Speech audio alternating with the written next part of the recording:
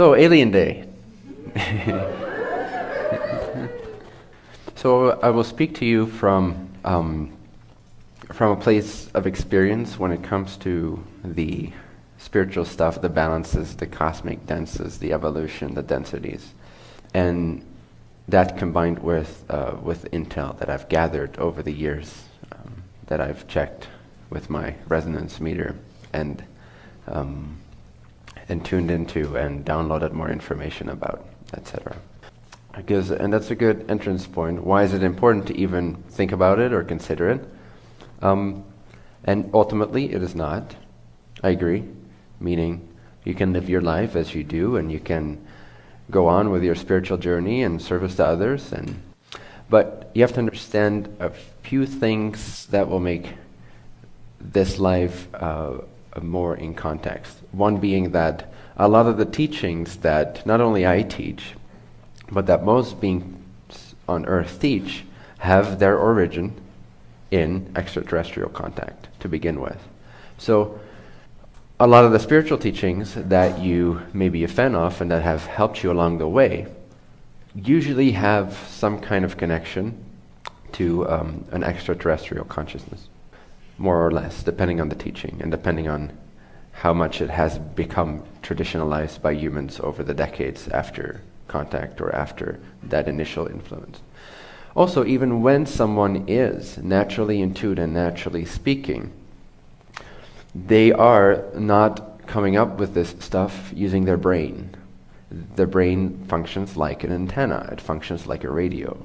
It broadcasts and it receives. Does that make sense? And so what do we receive then? It's somewhat important to at least understand that information, such as the teachings that I'm sharing with you, is a combination of personal experience from this life and heightened intuition and sensitivity from that receptive state. And so when I'm speaking to you, although I am not channeling in the way that perhaps channeling is the idea that a person enters, there's different ways, but a flow state or a trance state, sometimes a trance state that's so complete to where they completely are not conscious of their body, but they give permission to either another aspect of their consciousness or another being's consciousness to use the biomechanism, that is the body, to translate using the brain and the words and the concept that it has, translating concepts from non-physical into verbal words. So it's basically like being possessed, although it's not the same thing because you're not being possessed. But it's like another consciousness coming through and using a body as a vehicle to speak, kind of like a telephone. Does that make sense? It's very common. We all do it on and off. Again, a lot of the stuff that we see on Earth, not only our teachings, but the very body that you wear, have been due to, they are the way they are. Your body, your mind, the religions, society, civilizations, our structures, our technology.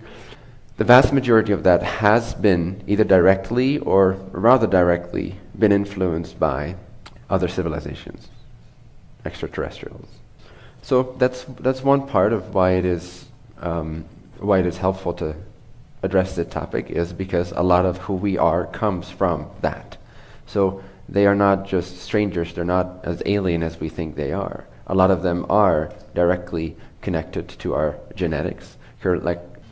Anyway, you get the point. A lot of our cultures are influenced by that. Religion, I don't think religion would exist if not for our history, our shared history with extraterrestrial consciousnesses. A lot of sources suggest that we have been, in a sense, in many ways, genetically altered. And part of that genetic programming and part of the early on experiences when we became what we know of as the Homo sapiens, and no, we did not gradually evolve from the apes. That part of that programming, or part of that initial conditioning that we received, was to, in a sense, look up to other beings. And so it is in our conditioning, in our historic genetic conditioning, so to speak, to give away our power to something outside of ourselves, to filter spirituality and life through the filter of worship and religion. And so all the religions that we see today, I dare say that 90% of them, if not 100% of them have been inspired by direct extraterrestrial contact and supported that behavior, further supported by the history, the earlier conditioning of the programming to receive that in a certain way. So part of why this is important is because it also helps you to gain more understanding of how civilization has become the civilization that it is. It's also important as preparation because it's helpful to be ahead of the curve. It's helpful to be ahead of mainstream. And mainstream will figure this out in the next few years. It will start to become common knowledge. Maybe not everything all at once in the next, say, 2 years, but definitely in the next year, things will open up, things will be disclosed, and from that point onward, it's going to be very hard to have a very slow partial disclosure, meaning that once humanity gets a whiff of something, there will be a large percentage of people curious and open enough to ask the right questions, and by the right numbers, in the right numbers of people. And so there is a disclosure movement happening that is ramping up this very year that will continue in the next, say, decade or so to unveil our true history as people, as a civilization, as a planet Earth. Not only our history, but also our present and our probable futures, meaning that we have been, our modern civilization has been in contact with extraterrestrial beings, civilizations, consciously, deliberately, at a governmental level and beyond governmental level, or independent governmental level, or unacknowledged governmental level, forever in a way, but say more accurately or more relevantly since about the 30s. And so this has been kept secret, and ever since, and you can do your own research on all this and decide what you want to believe in, what resonates, what does not resonate. But if anything, it will all become very clear in the next 10 years. So if it's not of interest to you, don't worry too much about it. It's of interest to me because I want to be prepared. And I want you guys to be prepared so that you don't freak out or that you're not surprised. Now, a lot of this, why it's also important to know this is because there's a lot of truth out there in terms of technology that we do not have access to, that these particular groups and corporations and alliances do have access to and have had access to for decades. We haven't had to burn fuel or oil in, I think, about 70 years by now, 70, 80 years. And so there is a system going on that is a control system, that is a money system, and that is basically keeping us slaves without calling it that. We're a slave to the system by our own agreement, by our own complacency. I'm not blaming anyone else. In fact, I'm very grateful that all these corporations and that all these entities decided to do all this, because it provides great catalyst for transformation, and I'm very excited about the time to come.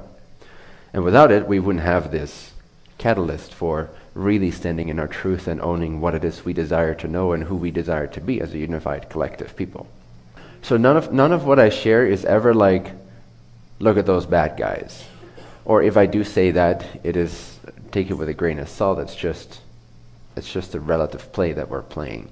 But nowhere in my heart do I feel anger. But I do feel that it is time for a change, and I do feel that it is unfair in a sense, and I do feel that we have to step up to the plate vibrationally and stop being complacent and stop just letting other entities take care of us. By entities I mean like government and even healthcare, that kind of stuff. Like we're way too reliant on the government, okay? We're way too reliant on something that does not really give a shit. And that doesn't really know how to organize things anyway.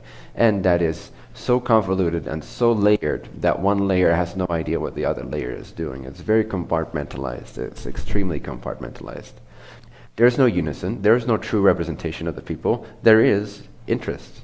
There is interest in keeping the money with the few, keeping the control and the power with the few.